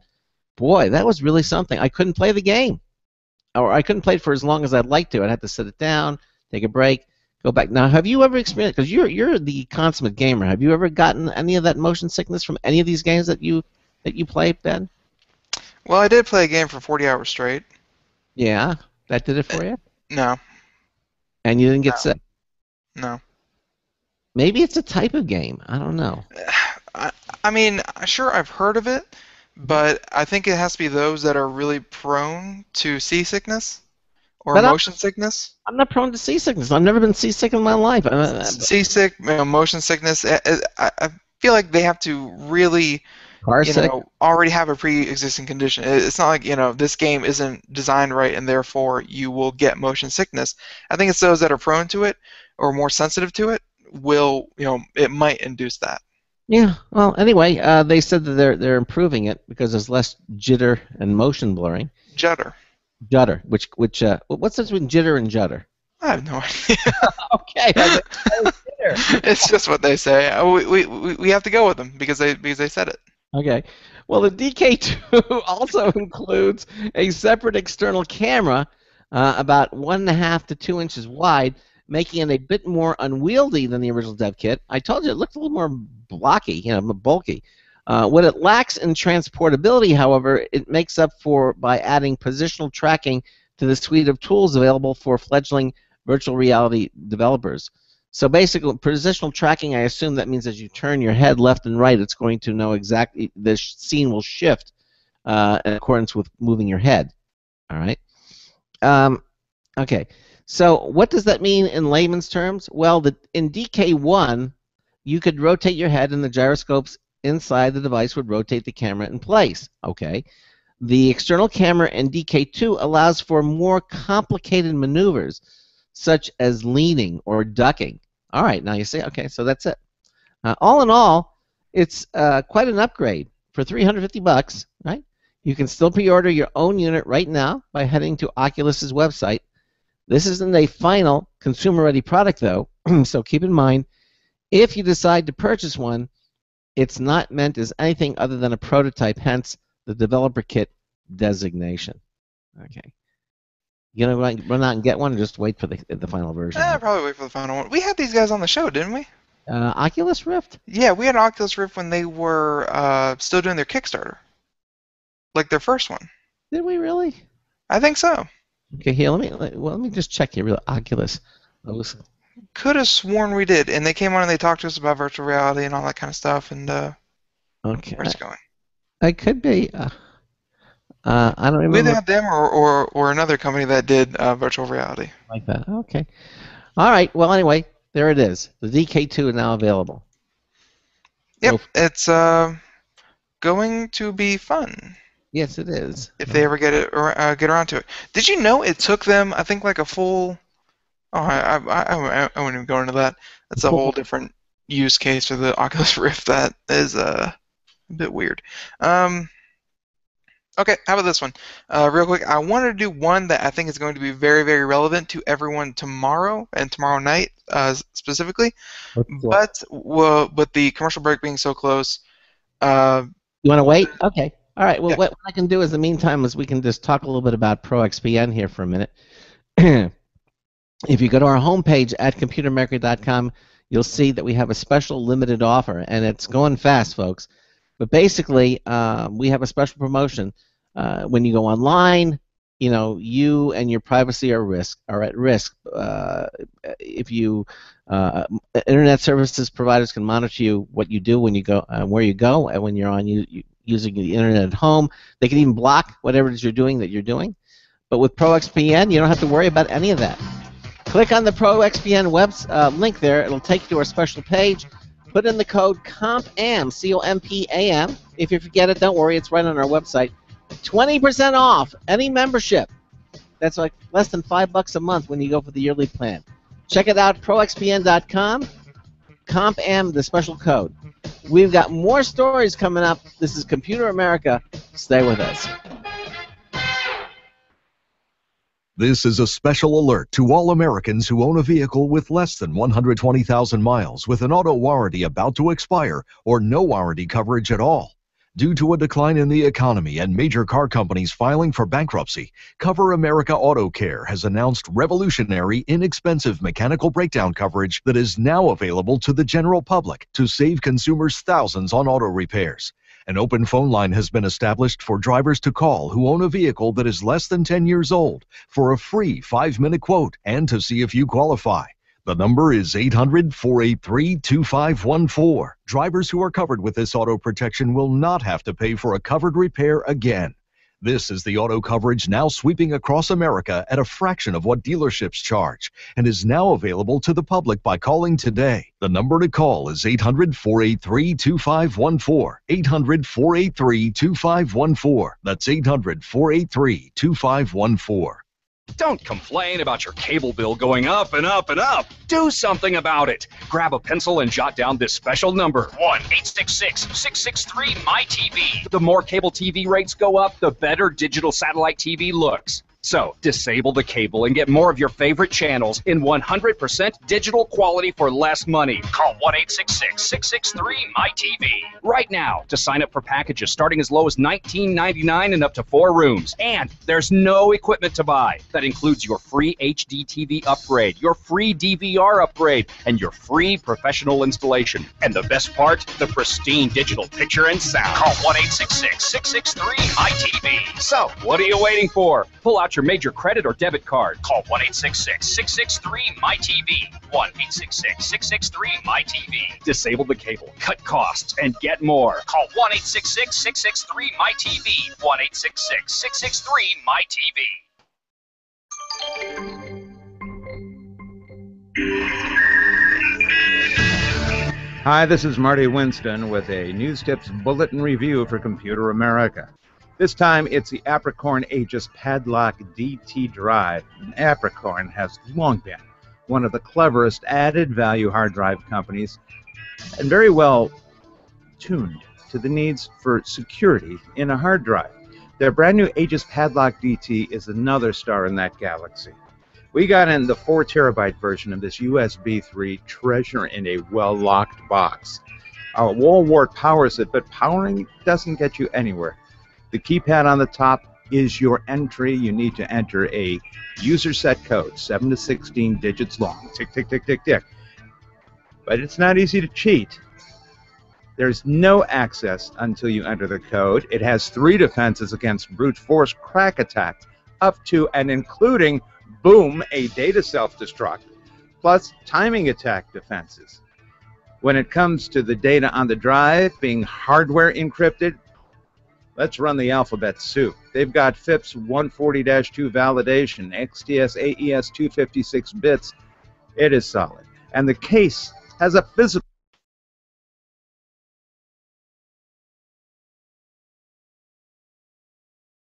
have its unlock code entered again. If you never store proprietary data or sensitive information or anything that would get you into trouble if you were to post it on a public chalkboard, this may not be something you need.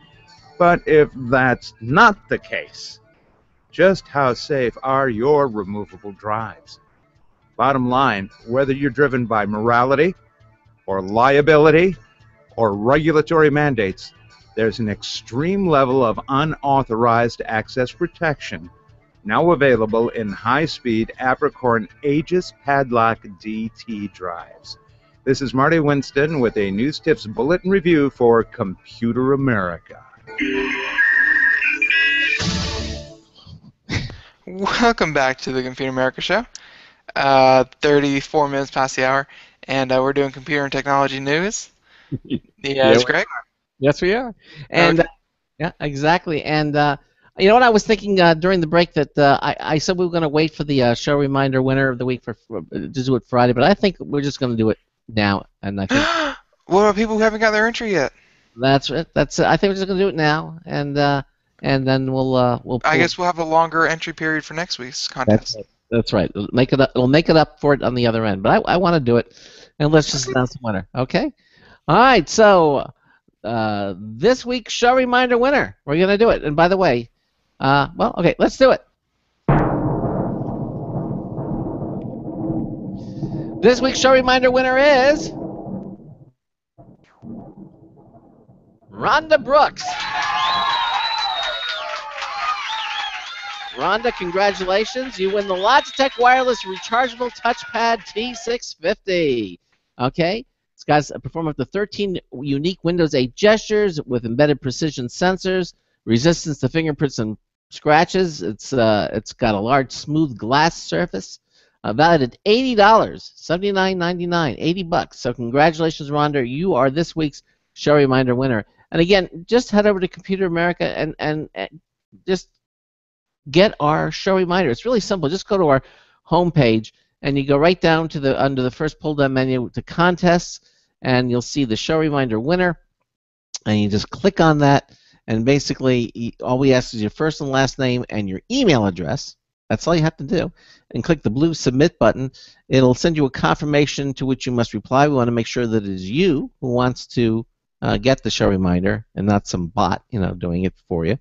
And once you do that, you're in. You'll get the newsletter delivered into your email inbox every Monday morning at 9 a.m. Eastern Time, and it is the only publication in the universe where you can see who's going to be on the Computer America show for the entire week. Okay, it's there, and you're basically from that list of names, we draw a winning name every Friday, except today was Thursday, but that's because tomorrow's the 4th of July, so we did it today, and we will call it a winner to win that really nice prize. So just head over there, enter in for the show reminder winner. Hey, enter in all of our contests. We have our Logitech contest going on. It's all on our contest page. They're all private. They're all free. We give your information out to no one unless you're a winner. So then we give it to Logitech so they can mail you your prize. But that's pretty much it. Head over to Computer America, enter in all of our contests. You'll have a great time doing so. And who knows, just like Rhonda, you may win something really, really nice. Okay. So again, congratulations to Rhonda Brooks, this week's show reminder winner. Ben and I are doing computer and technology news brought to you by Slimware Utilities. In the last half hour of the 2-hour show tonight, of course, tomorrow is going to be a best of show. That's right. We're going to, I think what we're going to do is probably do our best of show. It'll be the one where we had Intel on talking about the desktop PC being the PC that Intel is going to be completely behind. And I think we'll do that show again. It was a good show. And we'll do that as a best of on Computer America. That was the one with Charles Tendell. Yeah, which I think Charles was on that. He was? Ben is slighted. Oh. Okay. Oh, my feelings. No, it's okay. You never worried about those before. Don't worry about it.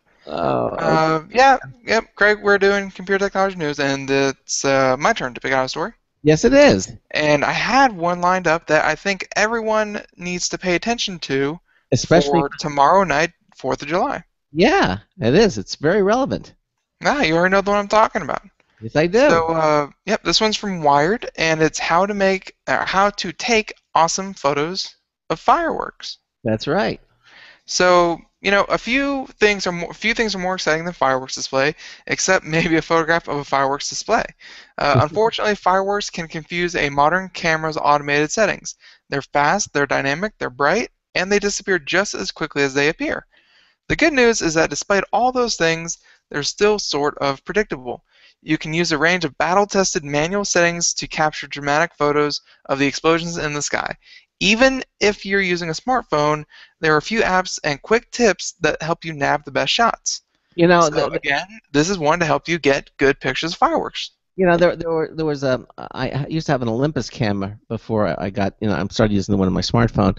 But a lot of the cameras would actually have settings that were designed for fireworks. That they would do all these things that we're about to talk about. But but I think that so it's kind of translated from what they had built into these cameras into what you can do now with your smartphone. Oh yeah, and I mean they have a section here. Again, it's at Wired, and it's fireworks. How to take awesome photos of fireworks. They have a section here for DSLR cameras, digital single lens reflex, whatever, and those are your traditional hand cameras. Though they have a section there for that too, but I'm not going to go over that. Since we pretty much know everyone has some form of smartphone, and they're going to bring it to their whatever fireworks event. So it begins off by saying scout out the location. If you can visit the location of the fireworks show ahead of time, it'll help you gauge the best angles for your photos. You obviously want a clear shot of the sky, and a nice wide-angle view of the skyline should do wonders for your shot. But you won't be able to predict the crowds. So make sure you scout out a couple backup super secret locations You're too. calling back into a live show. We are reconnecting you now. Whoa, we got dumped. I didn't realize. Okay, we're back. All right, well, we're back. Yep, Welcome back to the Computer America Chat. We technical difficulties. We got dumped, and not really sure where we got dumped off of, but we're gonna get right back into it. Again, we're doing the story on fireworks and how to take awesome pictures of them. So the first tip was scout out the location. Make sure that you get a nice, as close as you can, wide-angle view of the area where they're going to be setting off the fireworks. You can't predict the crowds, like they said, so apparently go find some super secret locations. There's another thing you won't be able to predict, which is the wind. If it's blowing towards you from directions of the fireworks, you may end up with increasingly murky photos as the show go on. So if that's the case, try to get as many good shots early on as possible. If the wind's at your back, you'll have great shooting conditions during the whole display. The early part of the display is crucial, they say, and not the finale. It'll let you frame the entire show and take a few test shots to make sure your settings are producing the look you like. So, moving on to shooting fireworks with a smartphone. That's what we're kind of interested in, because I'm sure many will be at fireworks displays, and instead of enjoying the event and festivities with your family, you're going to pull out your smartphone and stare through your LCD screen instead of enjoying the moment. So, you can certainly get great shots of fireworks with a smartphone, but the rules of engagement are a bit different when shooting with a phone instead of a full-on camera. You won't have a zoom lens or deep manual controls at your disposal, and because phones don't come with standard tripod mounts, you'll need a special case or special tripod to keep it steady, or just a steady hand. Here are the basics. Number 1, as if your flash was going to do anything, keep it off when photographing fireworks. Craig? Paying attention? Turn the flash off. Absolutely. Your flash ain't doing anything for the fireworks anyway, so turn the flash off. Okay. Number 2, practice a bit. A good test scenario involves a sparkler in a dark room. Hey, whatever works. In a dark room. I'm testing my camera. Okay. It's going to make you look weird, but you'll get a good shot. 3, if you use a slow shutter app, use a tripod. Yeah, you don't get that judder.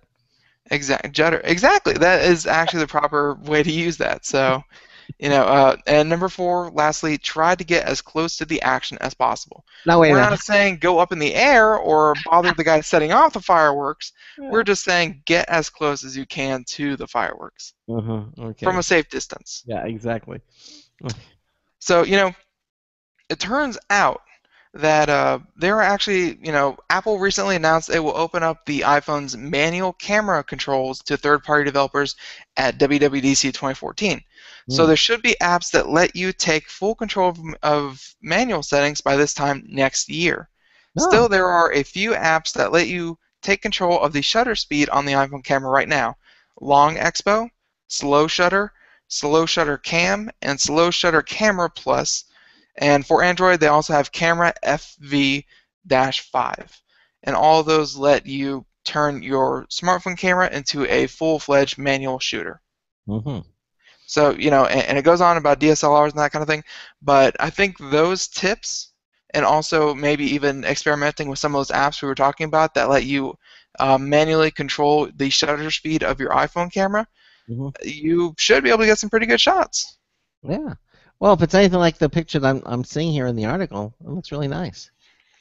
Yeah, but again, most of those pictures are probably from, big heavy-duty DSLR cameras. Yeah. So, listen, but it doesn't mean you can't get good ones with your phone. I gotta tell you something. I mean, the camera in our iPhones, because we both have iPhone 5Ss, is pretty darn good. I mean, the pictures that I take with that camera rival anything that I've had in the past, any camera or digital camera. I mean, I get some stunning photos. Actually, and one of the tips that we kind of glossed over was do not digitally zoom your camera. Yes, that's very, very good. All digitally zooming does is crop out edges of the photo and make it more pixelated, which you could easily do in any photo editing software on your computer, and many, if not all, computers come with photo editing software. So don't bother trying to zoom in to take close-up pictures of those fireworks. With one exception to this rule, and that is if you happen to have a Nokia Lumia 1020 that has a 41 megapixel sensor that provides enough resolution so that digital zoom doesn't look super messed up. Okay. Although pros would still say stay away from digital zoom, but if you're looking just to make a snapshot, it's fine. So if you have that Nokia Lumia 1020, 41 megapixel sensor, wow, that's pretty high. But as I was saying, with the iPhone 5S, I take outstanding pictures with that. Very, very pleased with that. Oh yeah. Certainly better than digital camera I've had in the past. Yeah. Oh yeah. I mean, it's good, but DSL. I mean, whereas iPhone cameras and the cameras built into them, where they have increased because of the technology, DSLRs have actually kept pace and become just as competitive. You know what I mean? Yeah. They're like, as between the iPhone 1 and the iPhone 5S camera, there is just as big a gap as DSLRs because the technology improves. Okay. All right. Uh, Now, when someone in the chat room asked if you can use the lens zoom on again on iPhone only allows you to do digital zooming. There is no optical zoom. Mm-hmm. So don't bother zooming in if you have an iPhone. Like you said, maybe if you have a Nokia Lumia, but again, that just takes a really, really big, high resolution picture. Yeah. So you might not even want to do that as well.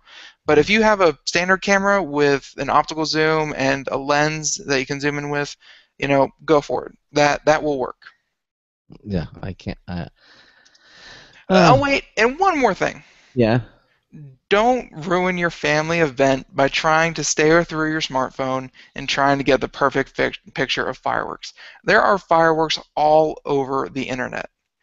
Enjoy your family. Enjoy the time. Yeah. Can't click this. Craig. Can't click this. I'm sorry. Okay. Craig, Yes. take note of what I just said. I did take note of it. I chose not to. Enjoy those around you. Exactly. CNET. You know that there are not 1, not 2, not 10, but 11 LEDs. We're talking about lights that you can control on your smartphone.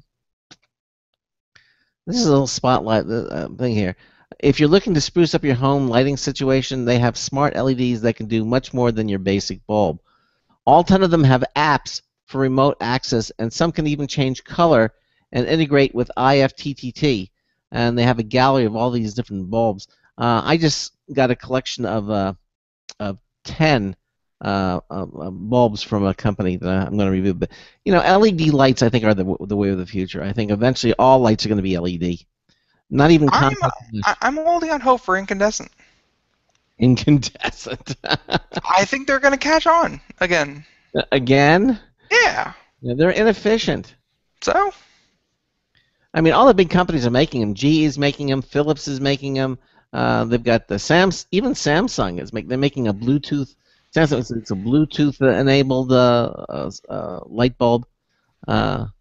They've got. I don't know. There's just something spooky about they just in the near future they could be making light bulbs that last a lifetime. That's right. Well, the light bulbs I got last 25 years. One light bulb, 25 years. Yeah, that's longer than I've been alive. That's right. And I mean, we could have left it on since the day you were born; it would still be glowing. Yeah, I know. It's creepy. And they've now all the ones I got are dimmable too. Used to be they weren't. Now I have them dimmable, so they work with dimmers. LED lights, and they draw a fraction of the wattage that an incandescent does, so they're obviously energy efficient. And again, they're so complex that they a lot of the companies are putting the remote lighting controls right in the bulb itself. That's very, very cool. Very cool. Okay. You have time to do one. Yes. Okay, 1 second. Someone in the chat room just sent me a picture. Oh, check that out. Fireworks. Ah. One of our guests in the chat room actually apparently has a pretty nice Olympus camera a few years back, and he took pictures of fireworks, and that just looks like a really long exposure time, but it paid off for him. Really good picture. Yeah, I'm looking at it. Yeah, that's good. It's in Photo Bucket. I'm just seeing it myself. It looks very nice. Very nice picture. Yeah, but Fort in the chat room says that he can't use LED lamps. He said it gives them headaches. He says I can see the flickering. I think he's talking about compact fluorescent CFL bulbs. LEDs don't flicker. CFLs have a subliminal flickering, but they've gotten it to the point now where they got rid of that. LEDs don't flicker for it, so I'm not sure. I know with some of the older light bulbs, and especially with, like when they start dying or losing power, that can happen as well. The flicker. Yeah. So, but I mean, they definitely like if someone saw that in technology, they wouldn't just leave it and try it. They're definitely trying to improve on that. So, if it's given you a headache before, you should try it again and see if it go somewhere and see if it still does. Because I Yeah. know most home improvement stores have lighting displays, so Yeah. you can actually go in and see them for yourselves. And by the way, if you just type in CFL into Google, you will get the Canadian Football League. So that's not what you're looking for. Canadian Football League. It's a maple leaf with a football. It's adorable. Anyways, yes, computer technology news. Goldman Sachs Mhm. dun, dun, dun, wants Google to quote unquote unsend email, and they seek a court order. This one from Engadget is from the second list of St. Craig. Everyone makes mistakes. Just some of them are a little more costly than others. A Goldman Sachs employee made a rather serious error when instead of sending a message to a gs.com email address, it went to a stranger with a Gmail account. That might sound innocent enough, except the mail happened to contain the confidential data of a client. Google has blocked access to the message at the request of Goldman, so the user in question was not able to read it, but the financial firm wants the internet giant to go one step further and actually delete the email. And that's where the two companies find themselves at a legal stalemate. Yeah. Google says it can't and won't delete a message from a user's account without their consent, unless compelled to by court order. So Goldman has filed a complaint in the New York State court seeking just that. Goldman and its clients understandably want to avoid the email becoming public knowledge. The company stands to lose not only money, but it could also suffer damage to its reputation. And on the other hand, if Google were to simply delete a random user's email because a message was sent on accident, it could set a troublesome precedent. While unsending an email would still involve jumping through serious hoops, accepting a mistake as reason enough to delete a message from a user's account would set an extremely low legal bar. This is one of those where you have a big company pushing for technology to not work the way a lot of people want. I mean, I'm sure everyone sent that email and was like, can I unsend that? And then they realize that's not how email works. Yeah. You can't unsend an email. No, you can't. And I mean, you can, but there's actually we had a company on the show. This was a while back, which was security, where if you send an email, you can literally unsend it. There, you can take it back. But you had to send it through their platform. Their platform, and then you can delete it. Exactly. Yes, but I mean, just using your average everyday, gone. email service, once you hit that send button, gone. It's out of your hands. Yes, it is. Just like when you put a letter in a letterbox, unless you break it open and break some laws, you can't get it back out. That's mail tampering. You're not allowed to do that. Nope. So I mean, Goldman Sachs, they have a lot of money, they have a lot of legal clout about them, but honestly, I hope they don't win this, because I don't want anyone saying, delete my email. I didn't mean to send that. My bad. Just go ahead and delete it without them ever having to say anything about it. Email should work as just that mistake that you are sorry you made, but it's good for that same reason. You can't undo it. It's an oops. Yeah, exactly. What do you think, Craig? I think you're right. I think once you've sent it. There's something immutable about that. When it's like once you make it, you can't take it back. Exactly. And I think that's the way it should be. Once you put a stamp on that envelope and you drop, and once you let that envelope go into the mail slot, it's gone. You can't go into the post. Oh, I want to get that back. No, it's gone. You made the commitment. Now with a FedEx, I think you can do it. If you send somebody a FedEx package, you can actually call them back and say, I want that package back. And if you're the sender, you can do it. You can get it back. But again, that's a private company. That's not the That's right. USPS. U.S. government, though, once you sent it, you put a stamp on it, it's gone. Yep. I agree. I don't know if we have time to do this one last story here. Google, the rights to be forgotten. This is basically the European Union is ruling that granted citizens the right to be forgotten from Google search results, and evidently it's morphing into a nightmare for Google. The British news organizations are reporting that Google is now removing links to some of their articles, including stories that involve the disgraceful actions of powerful people.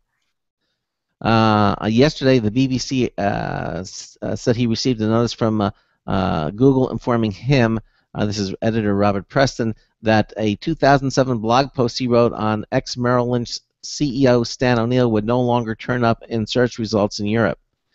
Meanwhile, The Guardian reports that it received automated notifications on 6 articles whose links would be axed from European view.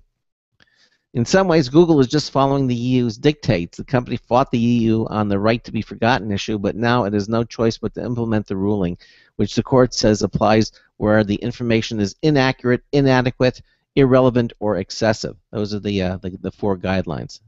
And if any of them, the right to be forgotten decision is called unwanted attention to the easy-to-forget fact that fallible human hands are always guiding Google's seemingly perfect search machine.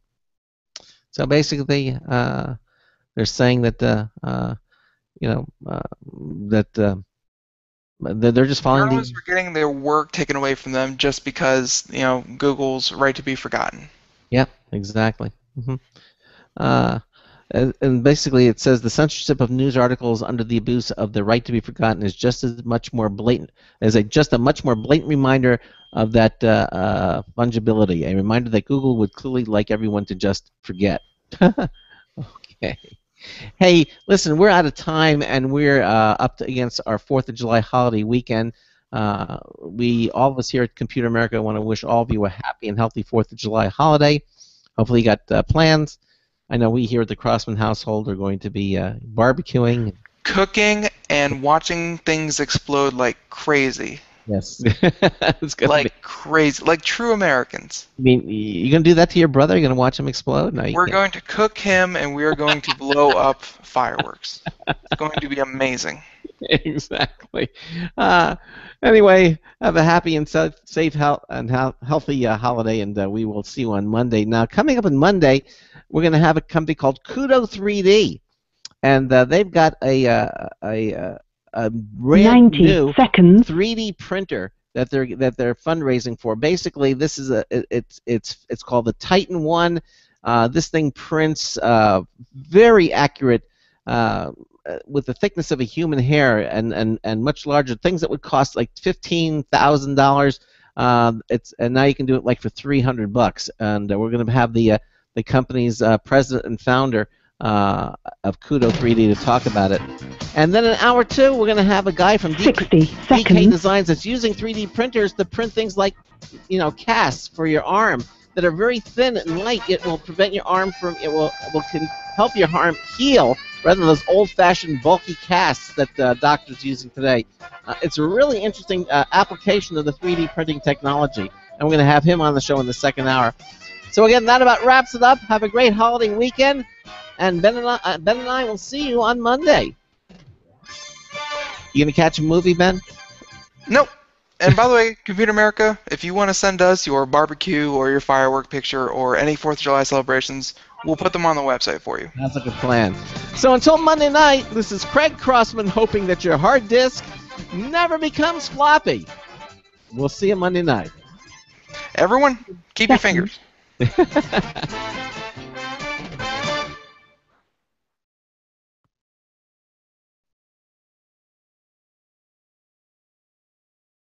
Thank you for using Blog Talk Radio. Goodbye.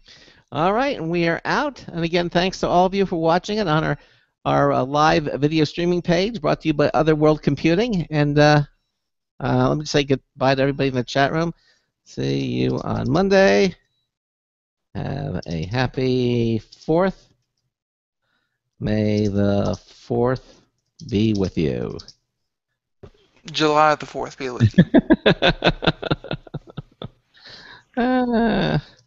Okay, so again, thanks for watching here on our Google Hangouts, and again, our video page brought to you by Other World Computing. Have a great holiday weekend, and we'll see you on Monday. So say goodnight to everybody.